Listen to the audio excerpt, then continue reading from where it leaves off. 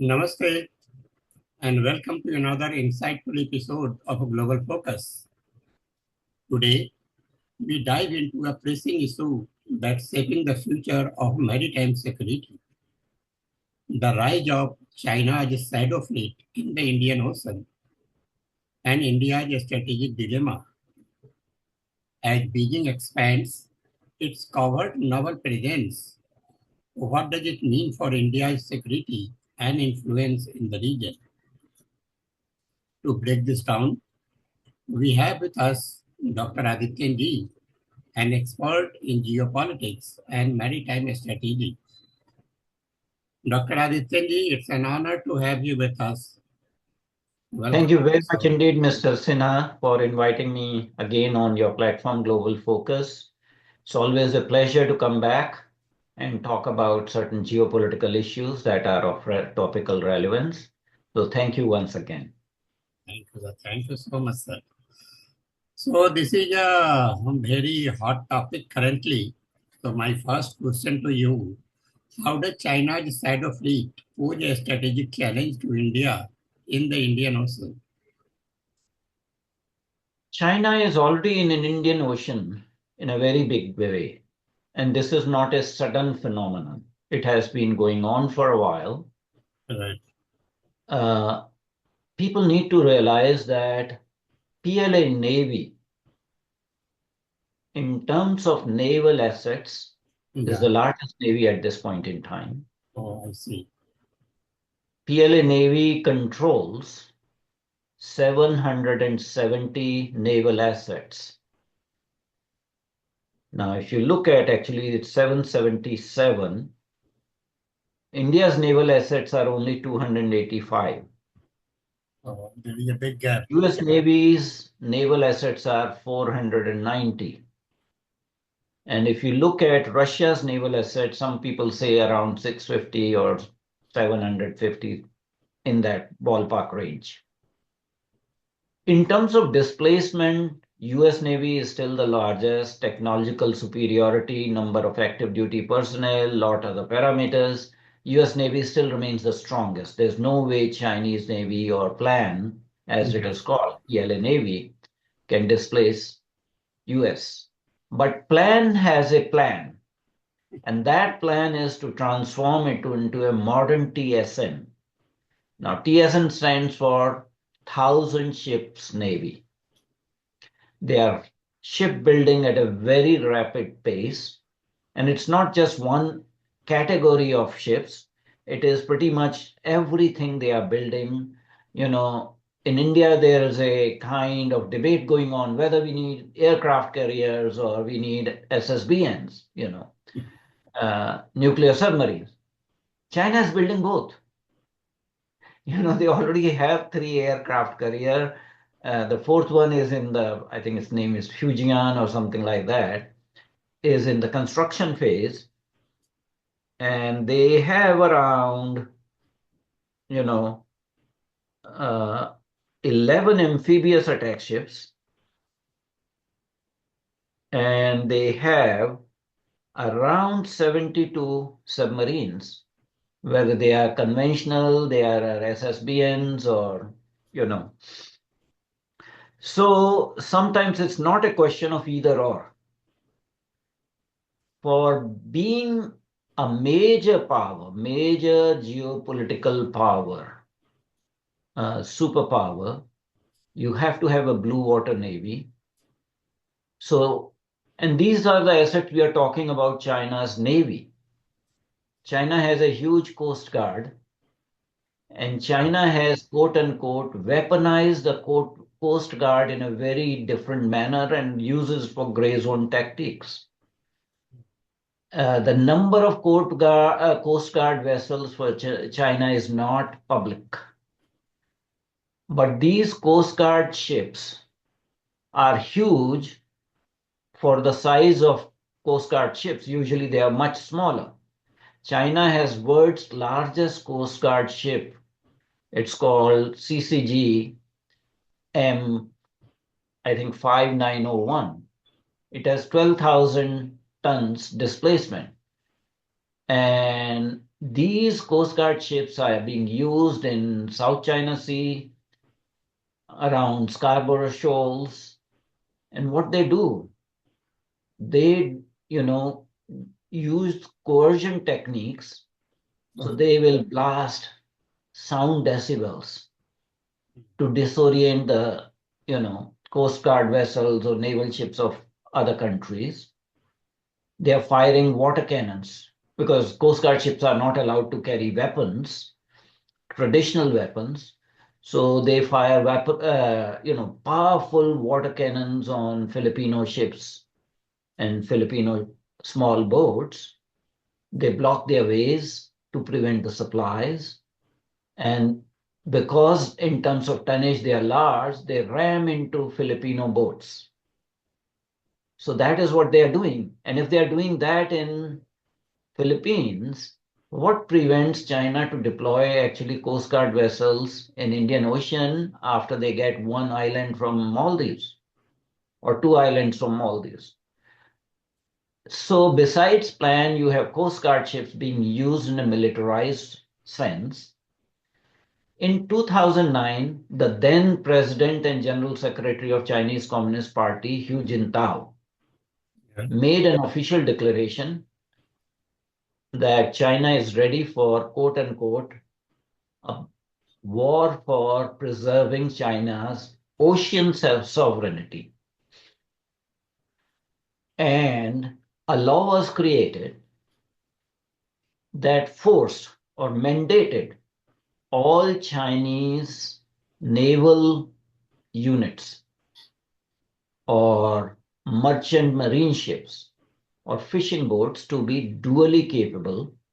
So there was retrospective retrofitting done to make every ship, every boat war capable by making a dual use vessel. So there's no distinction between a spy boat, a fishing boat, a research vessel, Coast Guard vessel, because they are all now based on civil military fusion, and they are, retrofitted in such a manner that they can be used for anything. It can So be China, assumed, it can be assumed the China must have built their ships, all the variety of ships in a way. Whenever they want, they can put arms and ammunition on the ships. well, that is what dual use vessels are. That, I mean, for purposes of international deception, you can say this is a merchant vessel, Mm. hauling tonnage. This is a fishing boat. It's indulging only ship fishing, Mm. and this is a research vessel. What it is doing, it is studying the hydrographic phenomenon, studying the monsoon patterns, or studying the fishery, sort of resources, marine resources. But they are actually spying espionage vessels. The research vessels are small in size. They are like 5,000-ton displacement capacity. There are seven classes of these research vessels, and there have been actually problems that China sent research vessels several times to Indian Ocean in India's neighborhood. And in 2019, there was a military incident because India bans foreign vessels through the exclusive economic zones. And Indian law forbids any survey, research, or exploration by a foreign nation without official permission.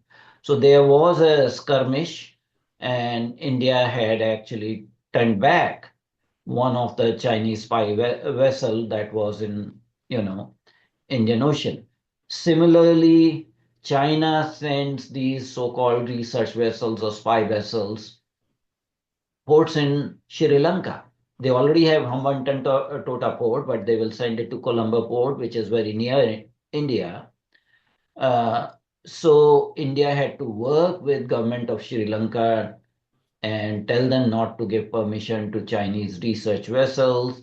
There were some diplomatic negotiations. Then Sri Lankan government said, okay, we will ban research vessels for a year, or we'll give permission on a case by case basis. Same kind of thing is happening with Maldives. So China is already in Indian Ocean region, and they have these, uh, research vessels, Yuan Wang 6, Hongshan Yuan Wang 6. Uh, they are different categories. So they come and they indulge in suspicious behavior. They will be going dark without any signals, or they will be relaying actually deceptive signals, things like that. And India has to be very cautious about these so-called research vessels coming. Of course, China always indulges in denial that they have any military significance. But why it is that when India does some missile testing uh, from Sriharikota or other Abdul Kalam Island, range, Chinese research vessels are there in the vicinity because they are trying to pick up the electromagnetic signals, electronic signals, and sound acoustic signals, you know, and they do buzzing by sending drones over Indian ships, etc. So it is a problem. China has repeatedly said that Indian Ocean is not India's ocean. But when it comes to South China Sea, they Hmm. say South China Sea totally belongs to China. It is a China's private lake. Nobody else can come. And they again indulge in gray zone techniques, war techniques, by blaring out that, you are not allowed to enter Chinese waters, you are illegally into Chinese water. And these things have happened vis-a-vis India during the, I think, UPA government. Hmm. India was actually drilling, exploring drilling of some seabed, hydrocarbons in Hmm. Vietnam is one of the these things. And Chinese Coast Guard actually harassed Hmm. Indian drilling, vessels, Hmm. uh, and they had to stop work over there because of fear of safety. So China is very aggressive as far as its navy is concerned, its gray zone dark fleet is concerned, and there's no distinction between China's plan navy, official navy, then reservist navy, then coast guard, then research vessels, merchant vessels, fishing boats. So there's a continuum of these assets.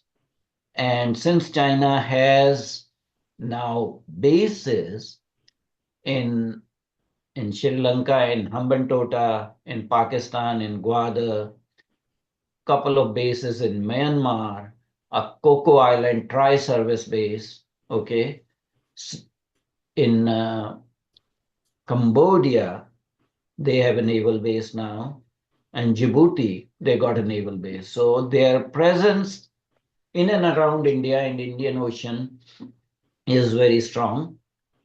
And I think it is for India to consider countering them. So, Uh, how does this impact India's maritime security, trade routes, and energy supplies? Look, if you cannot secure your, you know, sea lanes of commerce, Hmm. it will affect you eventually. Right now, China is not trying to interfere. They started initially in 2006, 2007 by sending Chinese vessels. Oh, we are participating in anti-piracy operations against Somali pirates and things like that.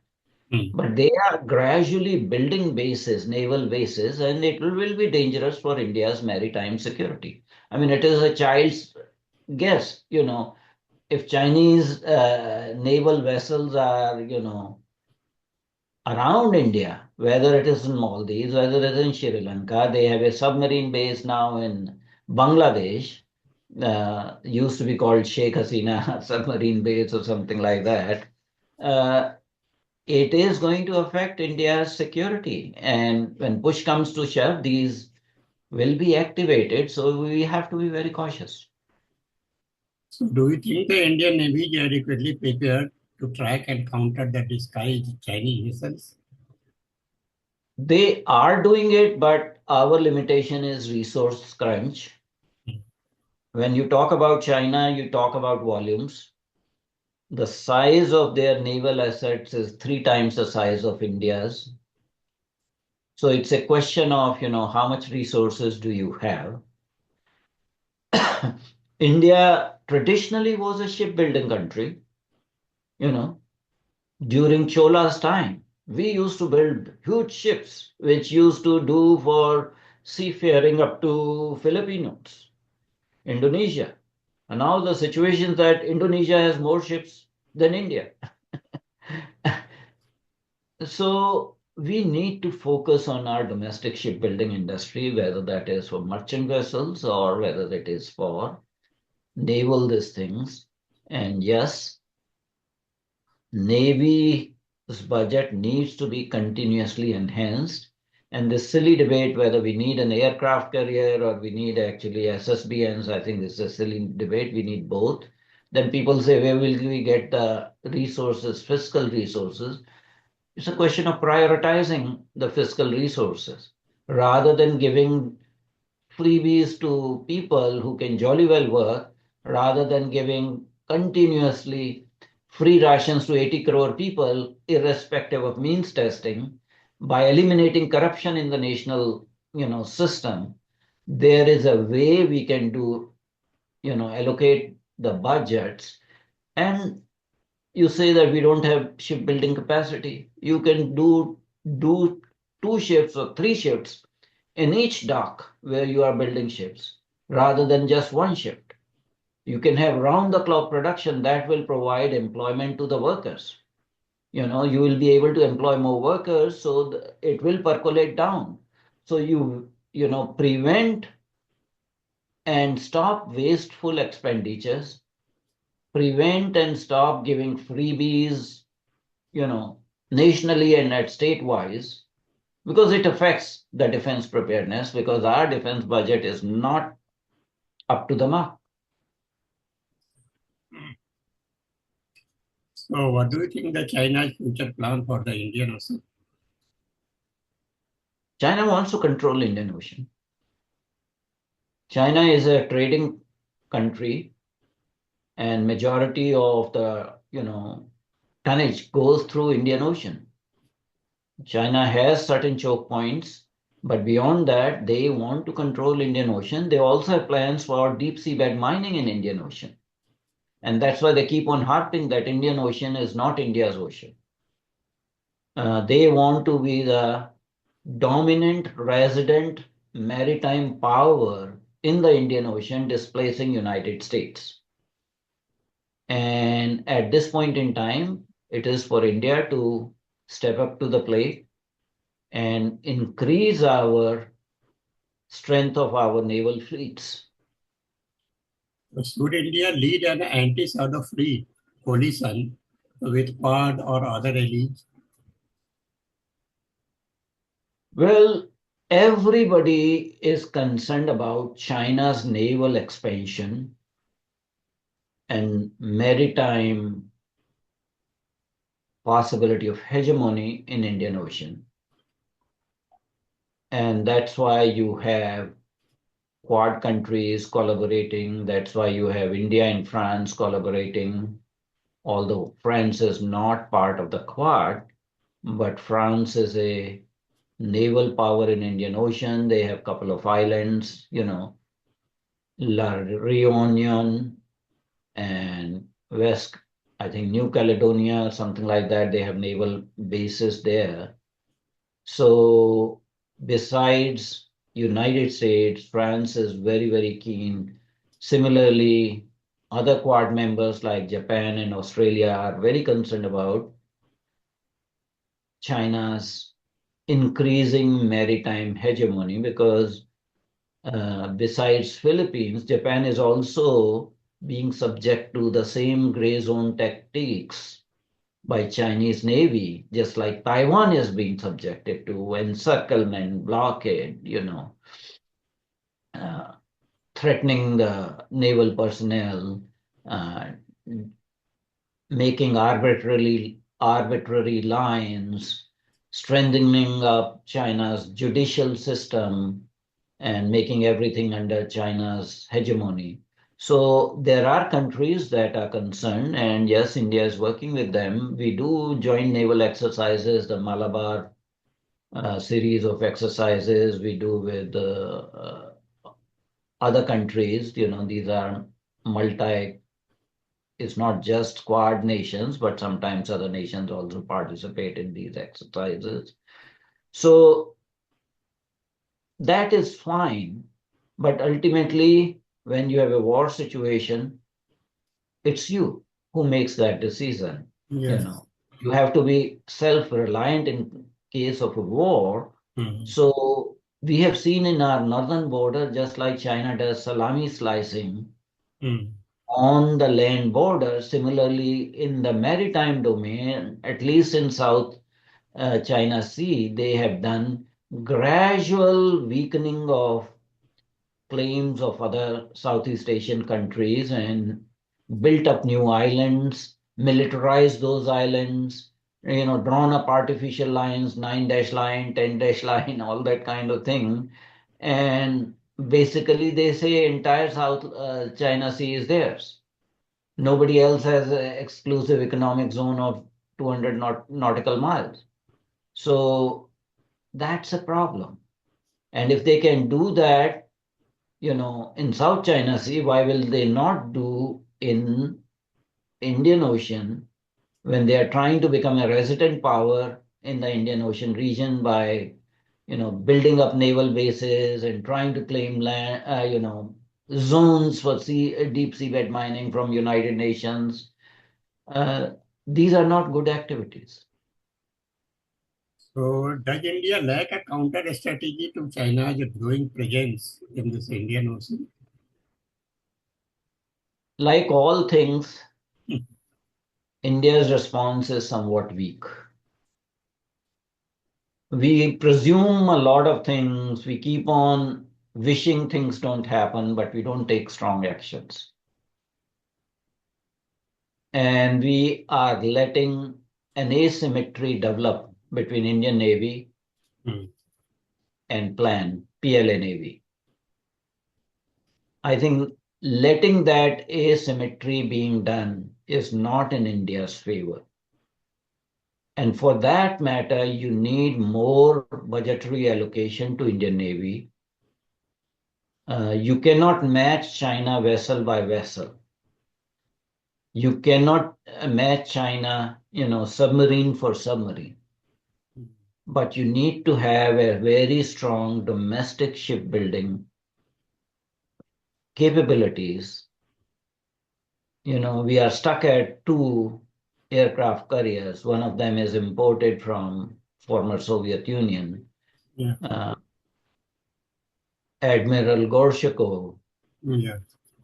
and that is full of all the troubles, so that most of the time it is at the dock getting repaired. So we need to build aircraft carrier formations, but we also need more, attack submarines and conventional submarines. We need to have our own research vessels. We need to develop actually ice breaking vessels for voyage to uh, Antarctic and Arctic. So we have to say that, as a rising power, we will not let any outside power stay dominant in Indian Ocean region. And if we have to go out and build up naval bases, Hmm. yes, we have a tri-command base in Andaman and Nicobar Island, Hmm. but China has countered that by making a tri-service base in Coco Island, which incidentally used to belong to India. India gifted it to Myanmar, and Myanmar gave it to China to build up a tri-service base. So ambivalence about power projection has been problem with India, and in geopolitics that does not help. So, how can India strengthen its alliance to counter China's maritime influence? Well, India is already working with, as I mentioned, Quad countries. Hmm. And India is having friendly relations with other maritime powers in the region, whether that is Vietnam, whether that is Indonesia, whether it is Japan.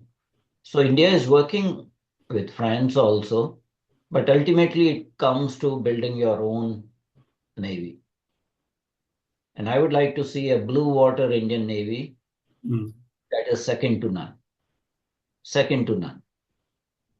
Because you cannot give up your strategic independence to any country whatsoever because of fear and coercion.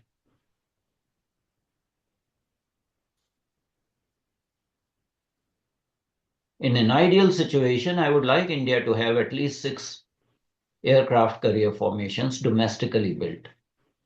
Because any of these activities, having your own military industrial complex, generates employment, Mm. not just for the sailors, not just for the soldiers, but also for the workers, because these, shipbuilding activities will generate employment. So there's a downstream, there's a public-private partnership, Yeah. because not everything is done by the government sector. This Right. generates employment, it generates economic activity, it adds to the GDP of the nation. Mm. So rather than wasting economic resources in giving freebies, you need to spend money. And I would like India's GDP. It's barely at like 1.68, 1.7%.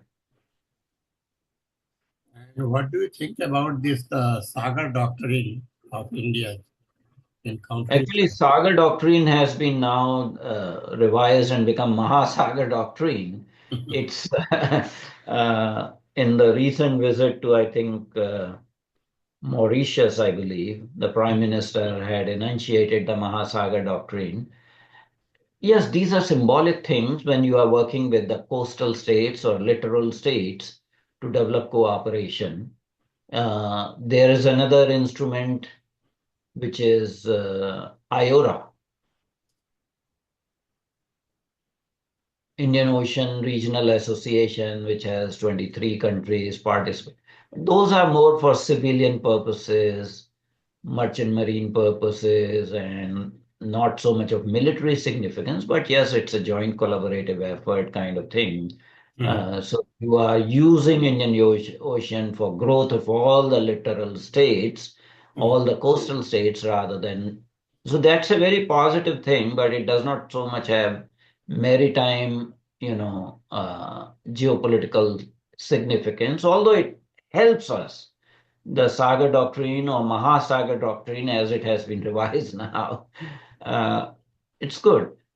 India is, I won't say net, but definitely one of the important security providers in the Indian Ocean region, helping with the, rescue operations, case of we worked very hard during the 2005 tsunami in association with other navies. Incidentally, Chinese Navy had refused to come to rescue of people who were distressed during that tsunami.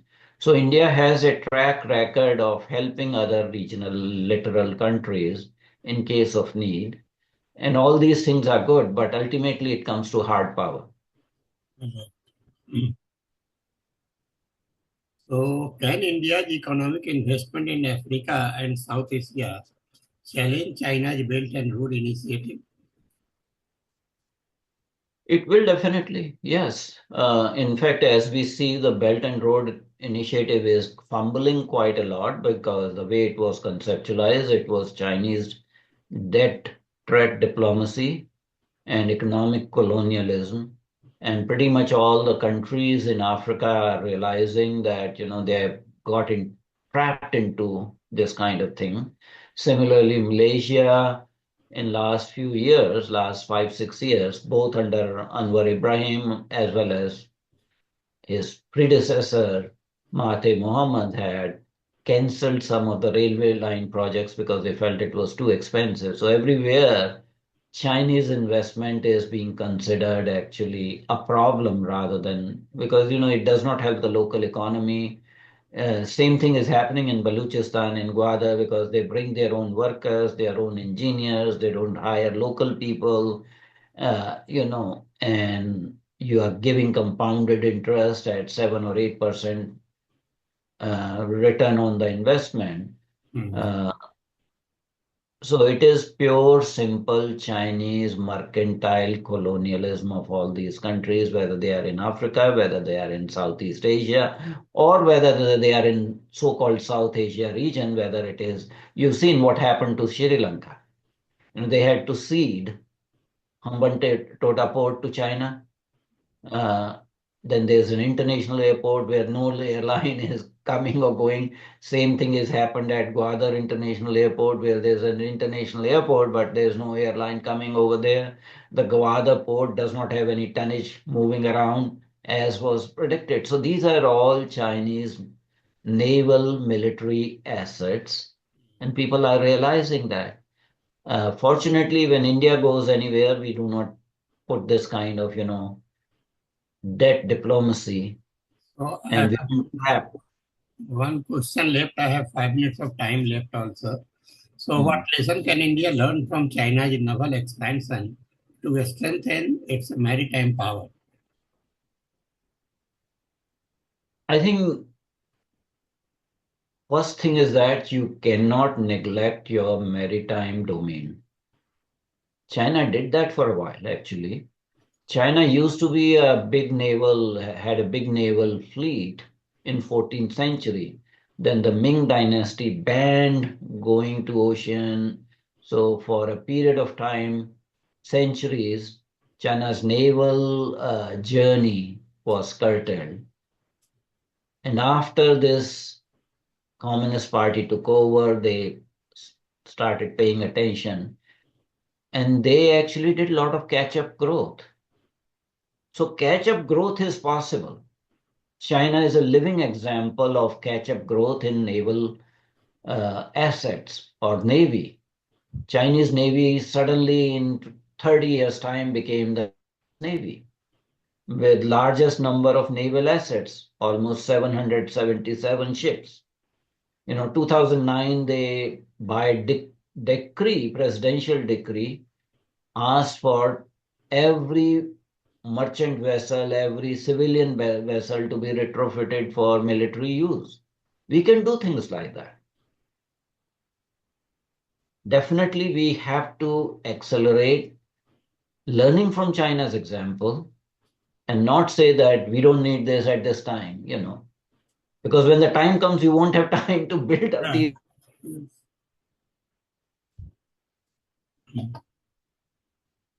Don't keep on saying that, China is confined to South China Sea because of the Malacca choke points and all that sort of thing.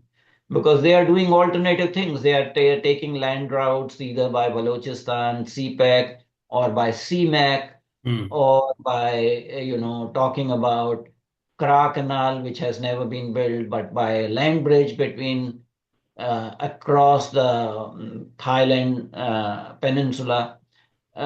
So you have to be ever vigilant, and you have to keep on building up your strength, not just military strength, but also comprehensive national strength. So That's the what policy changes you suggest are needed to make Indian shipyards globally competitive? I would like the defense budget to be increased Mhm. more than 3.5% of the GDP. All right. I would like actually India to delink Mhm. pensions of the former ex-servicemen from the defense budget. You can have a separate line item in the union budget Mhm. for pension for all civil servants, whether they are IS, IFS, ex-servicemen. That should not be through defense budget, because majority of the defense budget is eaten up by the pensions.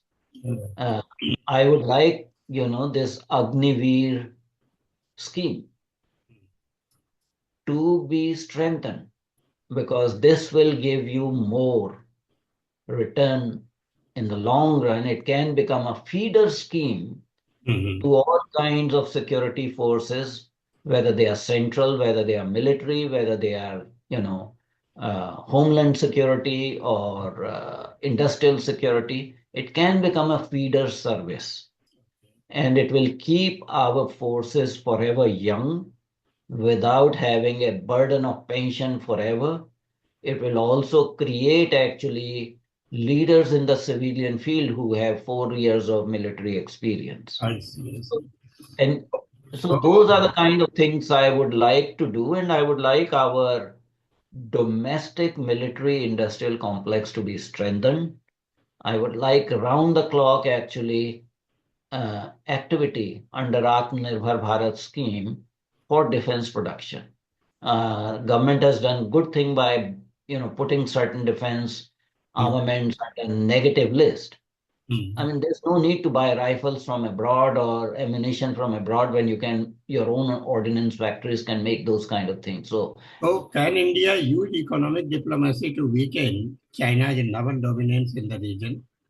oh yes, why do we have trade deficit to the tune of 90 to $100 billion a year? We are subsidizing China's military sector. Why can't we build those, things that we import from China domestically Mhm. every year? And this trade gap that has been there, that is increasing year by year.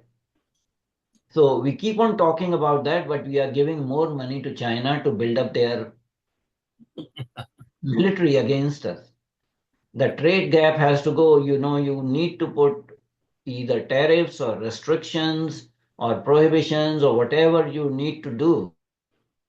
Okay, so we have less than a minute actually. So this is the end of the session today.